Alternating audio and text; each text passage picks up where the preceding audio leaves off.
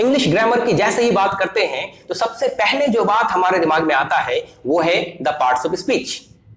अब ये parts of speech होता क्या है?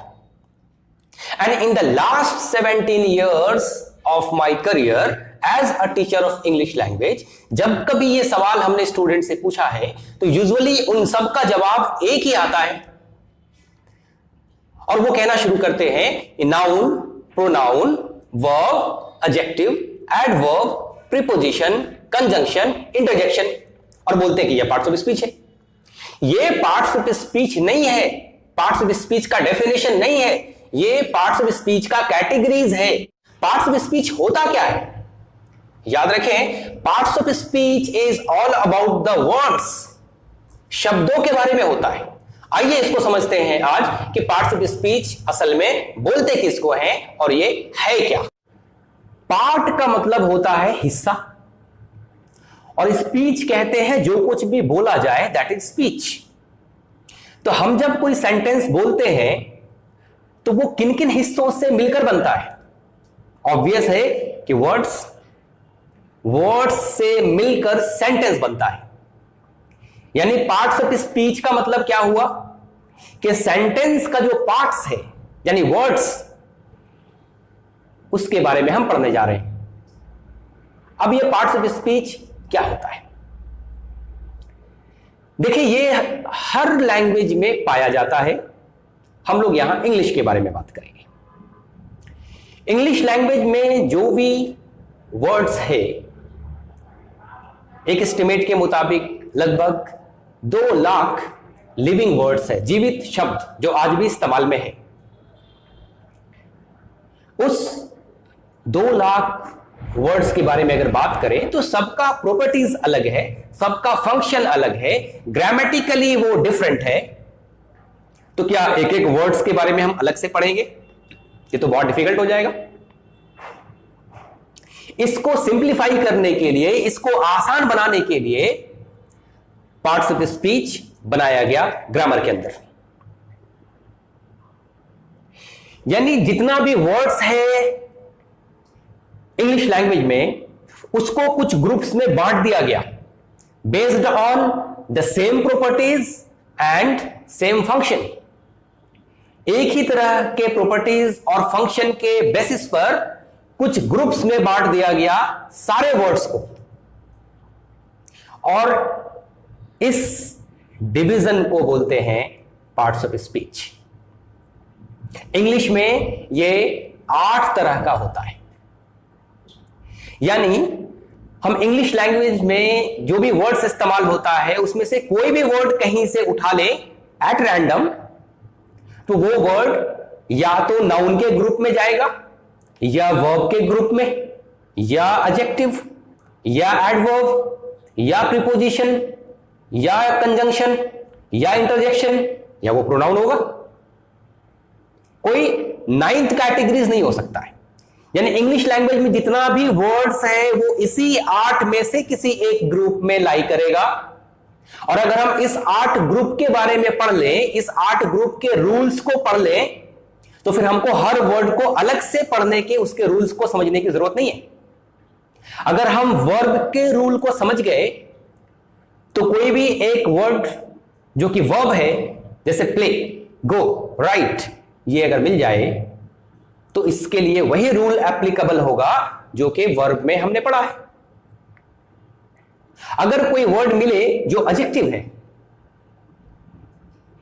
तो उस वर्ड के बारे में अलग से रूल्स पढ़ने की जरूरत नहीं है, बल्कि एडजेक्टिव का रूल हम जो पढ़े हैं उस वर्ड के ऊपर भी वही रूल अप्लाई होगा। इसी को तो बोलते हैं parts of speech. It's like the parts of a car. जब कार फैक्ट्री में बनता है तो उसका बहुत सारा पार्ट्स है जिसको फिर असेंबल करके कार तैयार किया जाता है।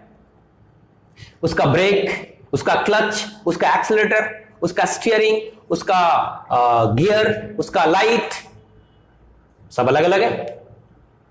असेंबल करने वाले को मालूम होना चाहिए कि कौन सा पार्ट कहां पर लगाया जाएगा, कौन से मॉडल में कौन सा लाइट लगेगा, कौन सा स्टीयरिंग लगेगा।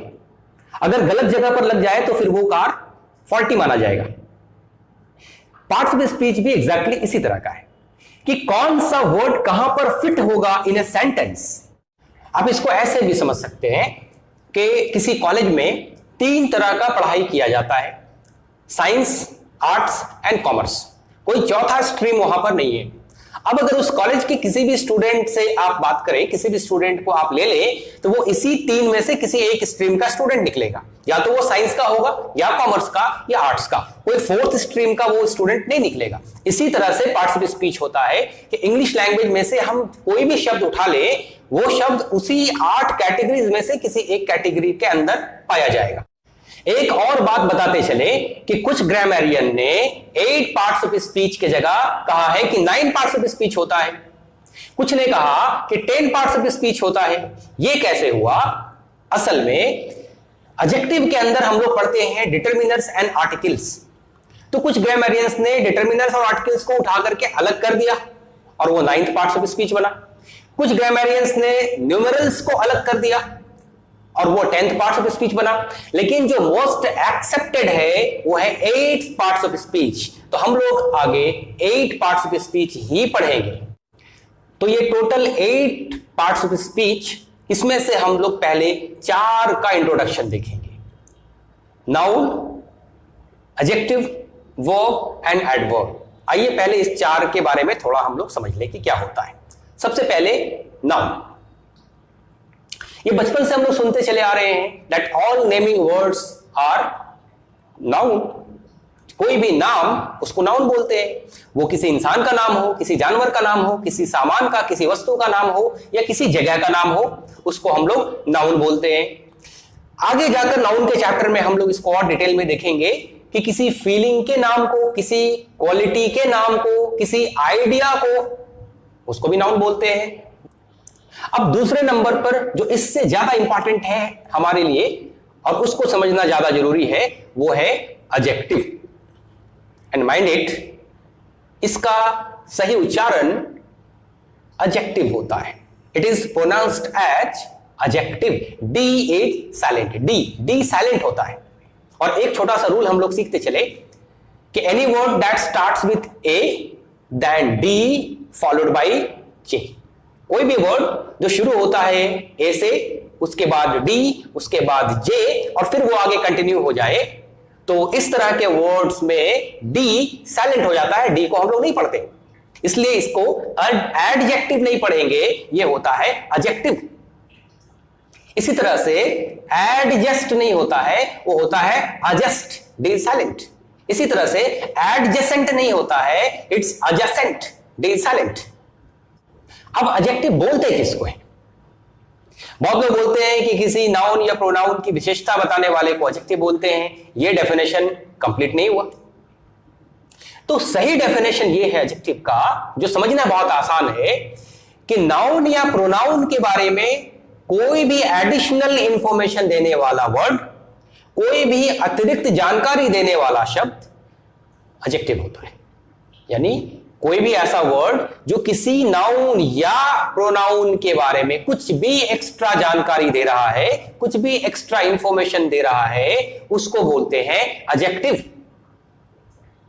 और एडजेक्टिव जो वर्ड है, ये यूजुअली उस नाउन के जस्ट पहले आता है जिसके लिए वो इस्तेमाल किया जा रहा है। I repeat, usually, not always but usually, जो एडजेक्टिव हम ला रहे हैं किसी नाउन के लिए, वो उस नाउन के जस्ट पहले इस्तेमाल होता है। और इसका डिटेल्स हम लोग पढ़ेंगे एडजेक्टिव के चैप्टर में। कुछ एग्जांपल्स ले। आपने कहा tall, brave, clean, honest, good, ये सब वर्ड क्या है? ये सब एडजेक्टिव है। इसको जरा हम लोग किसी नाउन के साथ फिट करके देखते हैं। आप एक वर्ड इस्तेमाल करें, बिल्डिंग, ये नाउन है। कैसा बिल्डिंग? कोई इंफॉर्मेशन नहीं है, कोई जानकारी नहीं है।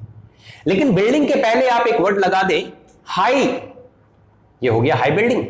तो ये हाई वर्ड, बिल्डिंग जो कि नाउन है, उसके बारे में कुछ एक्स्ट्रा बता रहा है, तो ये हाई एडजेक्टिव हो गया। आप कहें पीपल, लोग, माइंड इट, इसको पीपल पढ़ते हैं, नॉट पीपुल। पीपुल नहीं होता है, इट्स पीपल, पीपल का पेड़। तो आपने कहा पीपल, लोग, कैसे लोग? पता नहीं। अब आप कहें बैड पीपल, तो ये बैड वर्ड किसके लिए आ रहा है? पीपल जो कि नाउन है उसके बारे में बता दिया कि बैड। आपने कहा वाटर, पानी, कैसा पानी मालूम नहीं है, और ये वाटर नाउन है।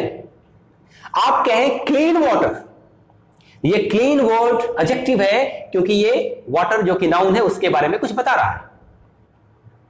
आपने कहा स्टूडेंट, स्टूडेंट ठीक है नाउन है, लेकिन कैसा स्टूडेंट, कोई इंफॉर्मेशन नहीं मिला।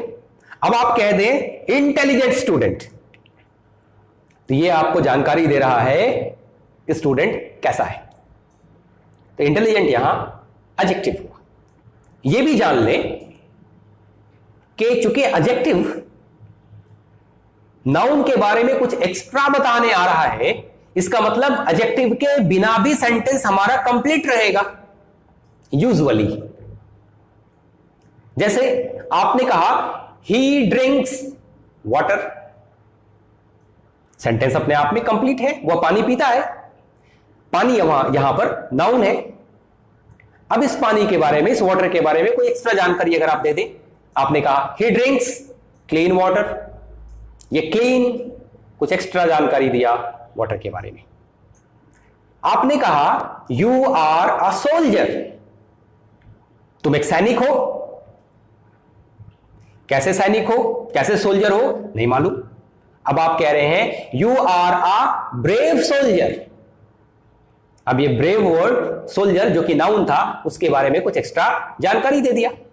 आपने कहा आई सॉ अ ट्री, मैंने एक पेड़ देखा। सेंटेंस अपने आप में कंप्लीट है, लेकिन कैसा पेड़, कैसा ट्री, कोई इंफॉर्मेशन नहीं है। अब आप एक इंफॉर्मेशन ऐड करें वहां, I saw a tall tree, मैंने एक लंबा पेड़ देखा। ये टॉल वर्ड ट्री के बारे में कुछ एक्स्ट्रा बता रहा है, ये एडजेक्टिव हो गया। आपने कहा he is a student, student noun है, वह एक स्टूडेंट है, सेंटेंस अपने आप में कंप्लीट है, लेकिन कैसा स्टूडेंट कोई इंफॉर्मेशन नहीं। अब आप कह रहे हैं he is a new student, वह एक नया स्टूडेंट है। तो ये न्यू वर्ड किसके लिए आया? स्टूडेंट के लिए, और वो स्टूडेंट वहां नाउन है। मतलब ये कि एडजेक्टिव किसी नाउन के बारे में एक्स्ट्रा इंफॉर्मेशन देने आता है, और यूजुअली एडजेक्टिव उस नाउन के जस्ट पहले इस्तेमाल होता है, नॉट ऑलवेज।